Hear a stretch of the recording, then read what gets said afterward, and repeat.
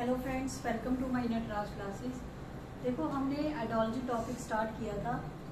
तो आइडियोलॉजी आपने डिस्कस किया था, मैंने आइडियोलॉजी के बारे में आपको समझाया था आइडियोलॉजी क्या होती है। ठीक है, तो हम अभी पॉलिटिकल साइंस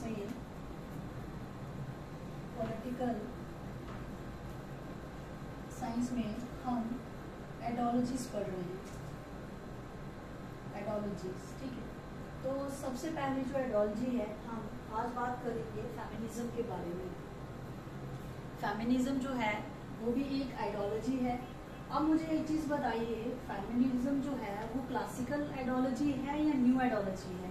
ये डिफरेंस आप मुझे बताइए, क्योंकि ये डिफरेंस वही स्टूडेंट बता पाएंगे जिन्होंने मेरी पहली वाली वीडियोस देखी हैं, क्योंकि वहां पे मैंने क्लासिकल एंड न्यू आइडियोलॉजी के बारे में पढ़ाया था। ठीक है, तो न्यू में कौन सी आइडियोलॉजी आएगी और क्लासिकल में कौन सी आएगी, ये चीज आप वहां पे समझिए। ठीक है, जो क्वेश्चन मैं अभी आपको पूछ रही हूँ कि फेमिनिज्म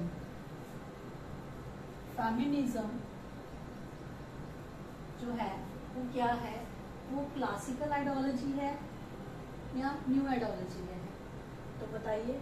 अगर आपने ये टॉपिक अच्छे से समझना है तो उसके लिए आपको क्या करना पड़ेगा, इस क्वेश्चन का आंसर ढूंढने के लिए आपको मेरी पहली वाली वीडियोस देखनी पड़ेगी, वो बहुत इंपॉर्टेंट है, उनको देखिए। देन उसके बाद आप फेमिनिज्म से स्टार्ट कीजिए। ठीक है, अब फेमिनिज्म का क्या मतलब है? क्या फेमिनिज्म जो है वो एक आइडियोलॉजी है? क्या है फेमिनिज्म?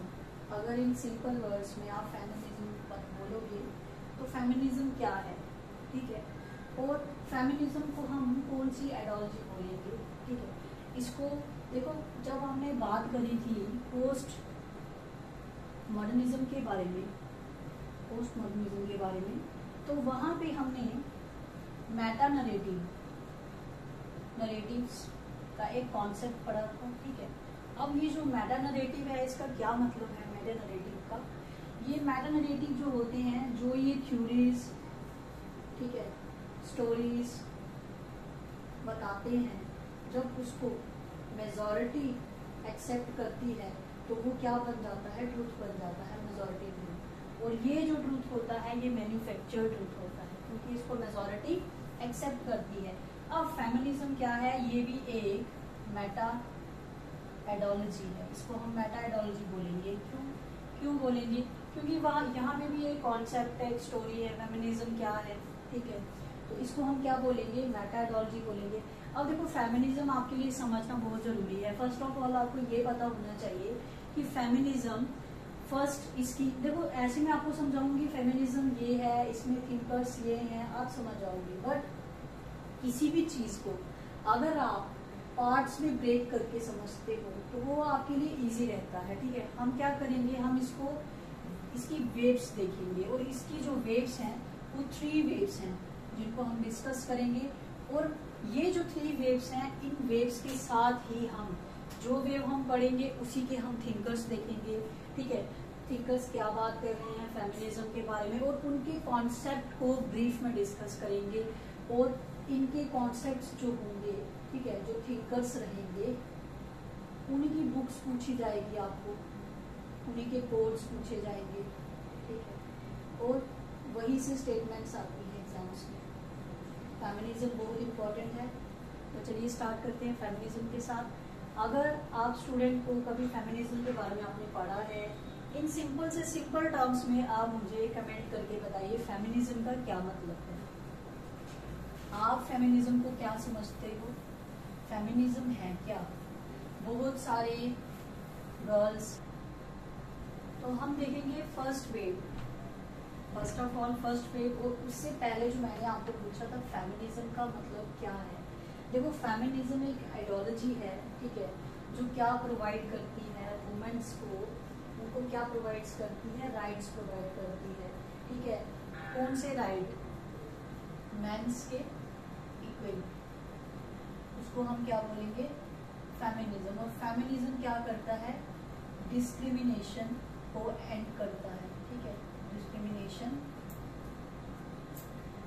को एंड करेगा जो women day to day life face करती हैं, ठीक है, डे टू डे लाइफ। और भी कोई सिंपल से सिंपल वर्ड्स, सिंपल से सिंपल डेफिनेशन, क्योंकि देखो बहुत सारे डिफरेंट स्कूल्स हैं जिन्होंने फेमिनिज्म को अपनी अपनी डेफिनेशंस दी हैं, ठीक है। तो इन सिंपल वर्ड्स में फेमिनिज्म क्या करते हैं, वो डिस्क्रिमिनेशन को एंड करते हैं डिस्क्रिमिनेशन, ठीक है, जो वुमेन्स के साथ होता है, ठीक है। किस बेसिस पे, बहुत सारे बेसिस पे होता है, सोशल, इकोनॉमिक, ठीक है, पॉलिटिकल और बायोलॉजिकल, ठीक है, ये सब बेसिस रहते हैं जहाँ पे वुमेन्स को बहुत सारी प्रॉब्लम्स फेस करनी पड़ती हैं। तो फेमिनिस्ट जो है एक आइडियोलॉजी है जो डिमांड्स करेगी बहुत सारे राइट्स वुमेन्स के लिए। फर्स्ट ऑफ ऑल जो टू फेमिनिस्ट की हम बात कर रहे हैं, फर्स्ट वेव को हम बताएंगे। फर्स्ट वेव में 1960 से है, तो वहाँ पे क्या है, टू फेमिनिस्ट आपके सामने, टू फेमिनिस्ट आएंगे। Most important, liberal feminist, socialist feminist. देखो लिबरल फेमिनिस्ट में मैरी वॉलस्टोनक्राफ्ट आएंगे, इनको हम मदर ऑफ फेमिनिज्म बोला जाता है इनको, ठीक है। इनकी बुक थी, इनकी बुक बहुत फेमस है, विंडिकेशंस ऑफ राइट ऑफ वुमेन, ठीक है। ये इनकी बहुत फेमस किताब है, जिस किताब में इन्होंने, ये जो किताब थी इन्होंने कब लिखी थी, फ्रेंच रेवोल्यूशन के टाइम लिखी गई थी ये किताब। और इनका जब दौर था, अगर हम मैरी वॉलस्टोनक्राफ्ट की बात करते हैं, तो इनके टाइम में क्या था, ये वुमेन्स को क्या दिलवाना चाहती थी, राइट्स, ठीक है। ये लिबरल्स थी, इन्होंने वुमेन्स को राइट दिलवाने की बात करी। क्या राइट, जो उस टाइम मैन के पास थे लेकिन वुमेन्स के पास नहीं थे। इन्होंने एक ही स्फीयर को डील किया। फेमिनिस्ट इनको माना जाता है, लिबरल इनको मदर भी माना जाता है, क्योंकि इनकी जो फर्स्ट बुक थी जहाँ पे हम बताते हैं विंडिकेशंस ऑफ राइट्स ऑफ वुमेन, ठीक है। तो इसमें ये क्या करते हैं, ये रिकॉग्नाइजेशंस बताते हैं कि वुमेन्स को राइट टू वोट देना बहुत जरूरी है, ठीक है, क्योंकि मैन के पास राइट टू वोट था नो डाउट, बट वुमेन्स के पास नहीं था।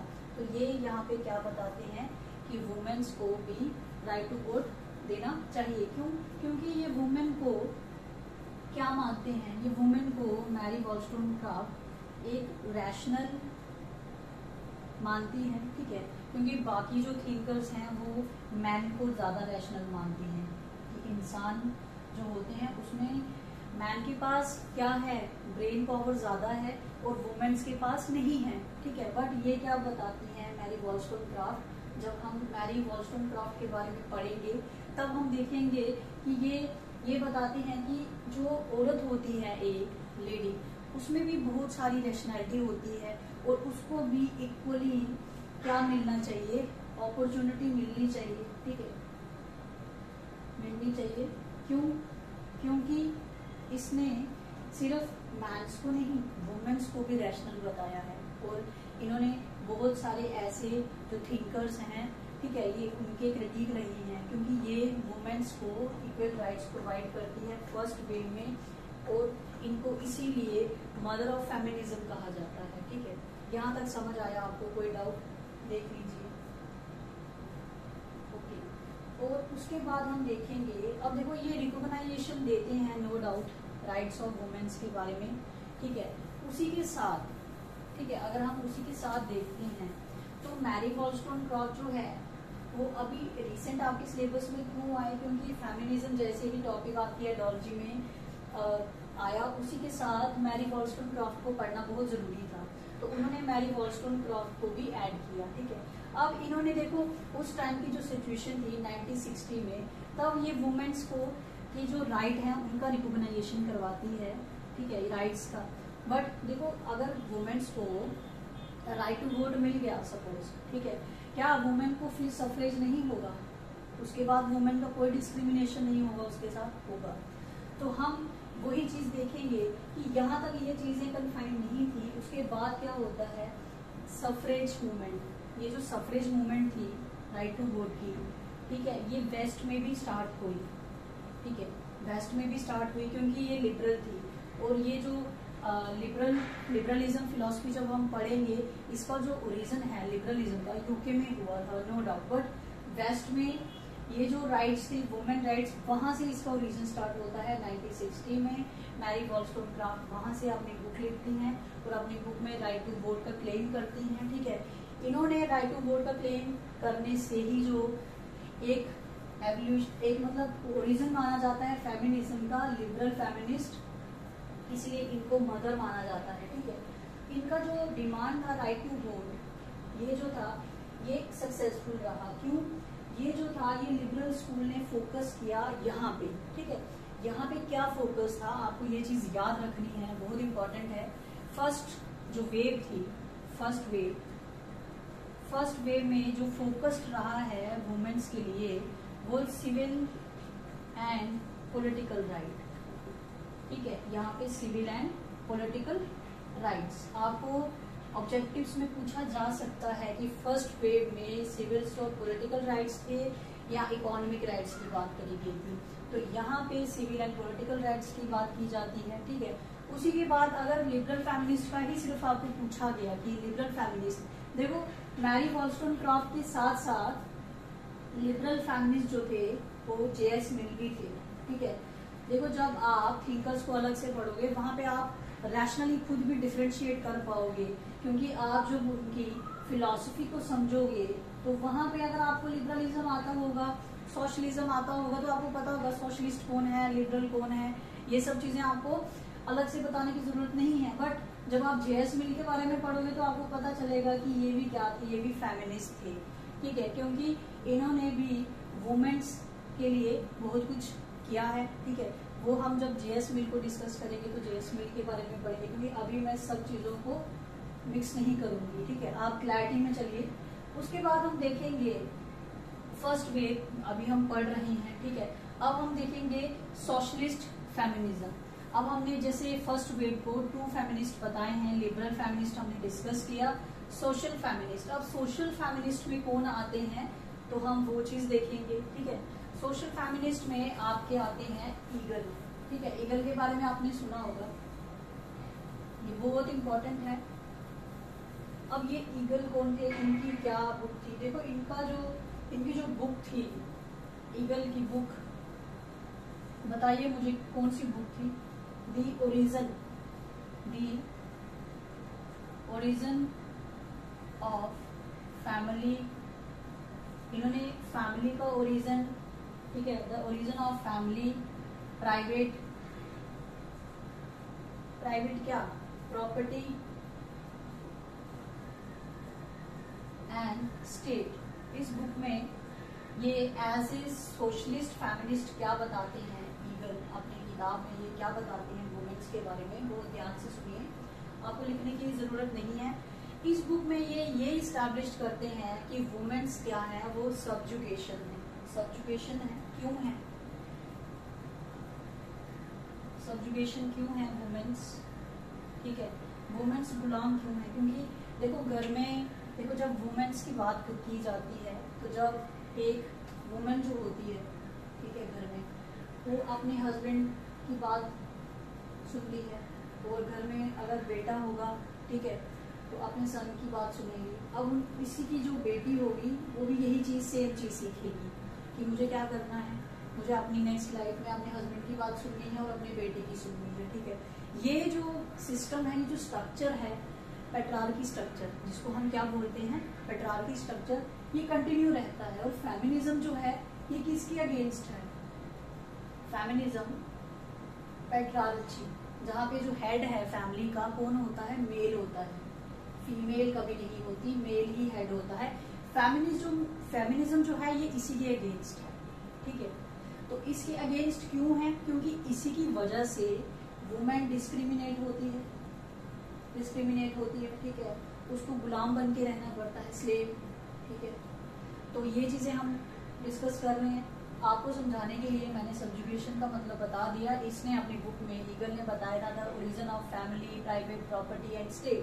इस बुक में ये क्या कहते हैं वुमेन्स के बारे में, ये बोलते हैं जो वुमेन का सब्जुकेशन है वो एसोसिएट है किसके साथ, किसके साथ, कैपिटलिज्म के साथ। कैसे कैपिटलिज्म के साथ कैसे उसे एसोसिएट किया गया है वो चीज हम देखेंगे, ठीक है। अब देखो कैपिटलिस्ट मोड ऑफ प्रोडक्शन जो होता है वहां पे भी एक्सप्लॉयटेशन होता है, haves and haves not, but घर में भी एक्सप्लॉयटेशन होता है किसका, फीमेल्स का। कैसे होता है वो चीज समझेंगे। इन्होंने अपनी किताब को कैपिटलिज्म के साथ वुमेन्स का कैसे बताया है ये चीज हम डिस्कस करते हैं।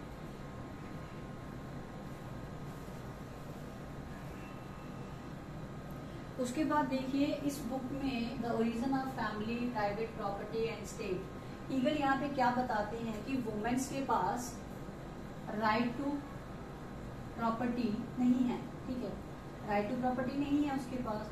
तो अब हम कैपिटलिज्म को देखेंगे कि कैपिटलिज्म में जो प्रोडक्शन होती है, अगर वुमेन के पास राइट टू प्रॉपर्टी नहीं है तो कैपिटलिज्म में वुमेन प्रोडक्शंस में तो आ नहीं सकती, ठीक है, क्योंकि उसके पास first of all right to property ही नहीं है, ठीक है। तो यहाँ पे राइट टू प्रॉपर्टी वुमेन्स के पास ना होने से उनका जो स्टेटस है सोसाइटी में क्या हो जाता है, वीक हो जाता है, ठीक है, वीक हो जाता है। समझ आई यहाँ तक। उसके बाद आप देखोगे ईगल जो है वो सपोर्ट करते हैं कॉज ऑफ कम्युनिज्म, ठीक है, वो कम्युनिज्म को सपोर्ट करते हैं, ठीक है, कम्युनिज्म। अब यहाँ पे कम्युनिज्म को क्यों सपोर्ट किया जा रहा है, क्योंकि यहाँ पे जब पैट्रियार्चिकल सोसाइटी होती है वहाँ पे फैमिली में जो हेड है उसको मेल को ही बताया जाता है। तो यहाँ पे कैपिटलिज्म में जो भी मतलब यहाँ पे जो रिच होंगे वो क्या होंगे, मेल होंगे, मेल डोमिनेटिंग होंगे, वुमेन डोमिनेटिंग तो होगा नहीं। तो कम्युनिज्म जो है, ठीक है, वुमेन का स्टेटस वीक होने की वजह है, ईगल बता रहे हैं अपनी बुक में, राइट टू प्रॉपर्टी ना होने से उनका स्टेटस जो है वो क्या है, वीक है, ठीक है। अब देखो ये जो कम्युनिज्म है, अगर कैपिटलिज्म एंड होता है तो कम्युनलिज्म जो है वो इस्टेब्लिश किया जा सकता है, ठीक है।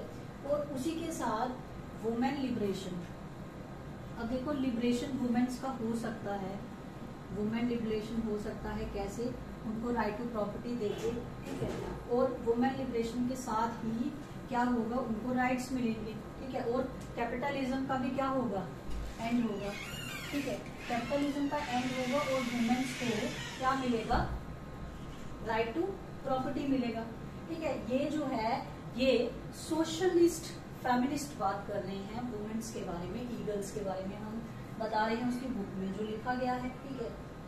फिर उसके बाद हम देखेंगे अगर हम सोशलिस्ट कंट्रीज की बात करें, ठीक है, हम यहाँ पे सोशलिस्ट कंट्री की बात करते हैं। अब सोशलिस्ट कंट्री में आपके सामने जो मोस्ट सूटेबल एग्जाम्पल है वो हम एग्जाम्पल लेंगे किसकी, बताइए मुझे, यूएसएसआर। यूएसएसआर इसको हम क्या बोलेंगे, रशिया। रशिया की एग्जाम्पल लेंगे।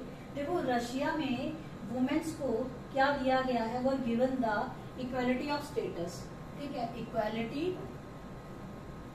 ऑफ स्टेटस वुमेन के पास है, ठीक है। क्यों, क्योंकि ये सोशलिस्ट है, सोशलिस्ट, हम सोशलिस्ट समझ रहे हैं। सोशलिस्ट क्या करते हैं, सोशलिस्ट इकोनॉमी जो होती है वहां पे हर किसी के पास इक्वल राइट्स होते हैं, ठीक है।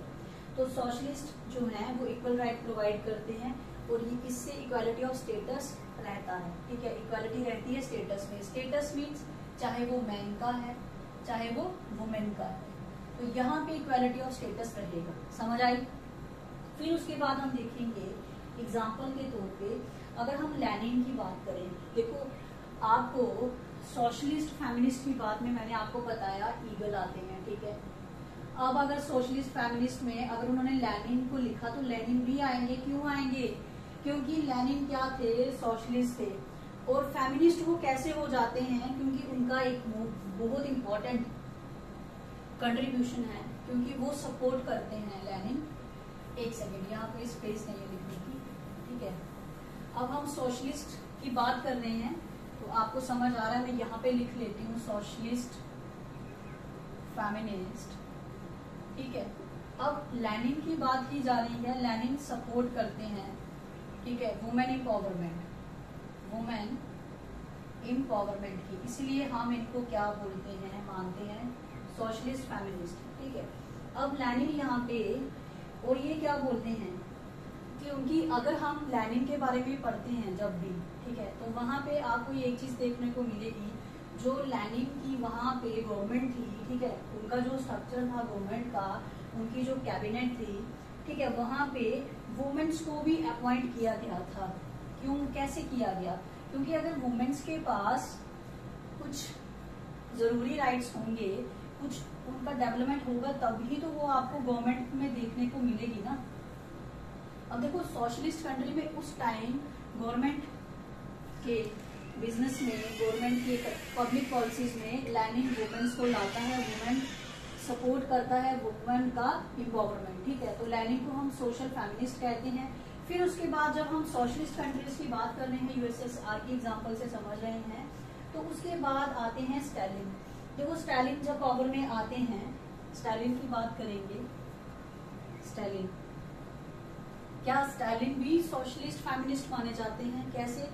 देखो, जब हम बताते हैं कि वुमेन को अपॉइंट करते हैं लेनिन अपनी गवर्नमेंट में, जिसको हम कैबिनेट भी बोलते हैं, कैबिनेट मिनिस्टर्स में वहां पे आती है, ठीक है, वुमेन्स, तो यहाँ पे बताया जाता है कि ये एम्पावरमेंट चाहते हैं वुमेन्स की लेनिन, इसलिए इनकी गवर्नमेंट मशीनरी में, कैबिनेट में वुमेन्स भी हैं।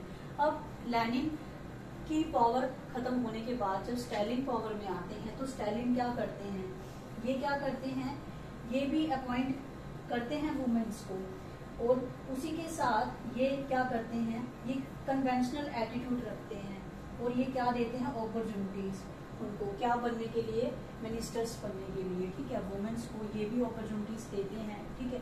तो इसी के साथ ये चीजें प्रूव होती हैं कि अगर हम सोशलिस्ट की बात करते हैं, तो USSR is a good example for socialist feminist, most suitable Lenin and Stalin. फिर उसके बाद हम देखते हैं, ठीक है, अब देखो ये जो था, ठीक है, टाइटल, ठीक है, इन्होंने, स्टालिन ने एक बहुत मोस्ट इम्पॉर्टेंट, अगर आपको एक एज ए कोड पूछा जाए, ठीक है, देखो एनटीए बड़ी बार कोड के साथ खेलती है, तो आपको पता होना चाहिए। इन्होंने टाइटल दिया था वुमेन्स को, वुमेन टाइटल क्या था, स्टालिन ने women mother heroine,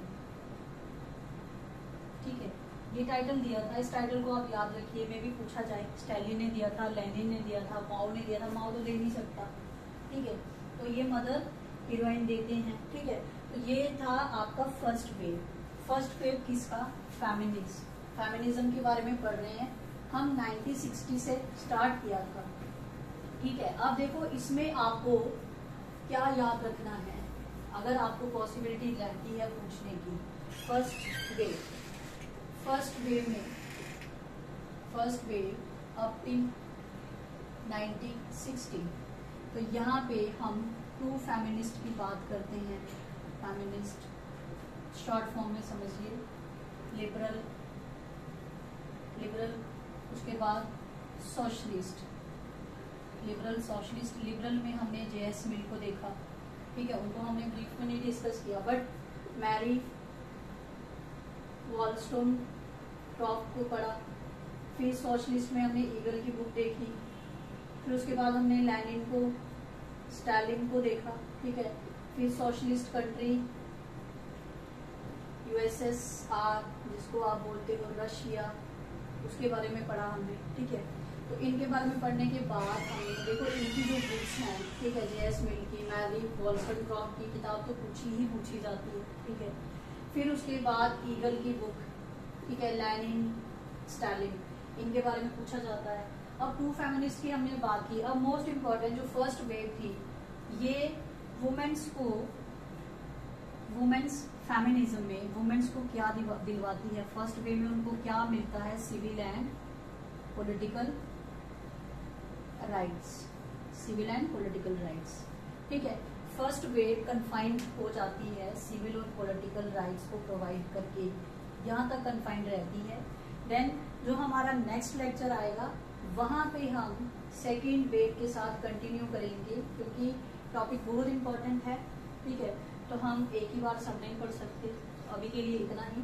second wave में हम देखेंगे कि पॉलिटिकल और जो सिविल पॉलिटिकल राइट्स हैं वुमेन्स के एम्पावरमेंट के लिए, ठीक है, वुमेन के डेवलपमेंट के लिए, ठीक है, डिस्क्रिमिनेशन को एंड करने के लिए उसके बाद वुमेन्स के क्या क्लेम आते हैं, वुमेन्स क्या राइट, क्या वुमेन्स सिविल और पॉलिटिकल राइट्स को लेके सेटिस्फाइड हैं, नहीं है, क्या रीजंस हैं। बहुत सारे थिंकर्स नए जुड़ेंगे, ठीक है, उनके बारे में डिस्कस करेंगे। तो आज के लिए इतना ही, थैंक यू।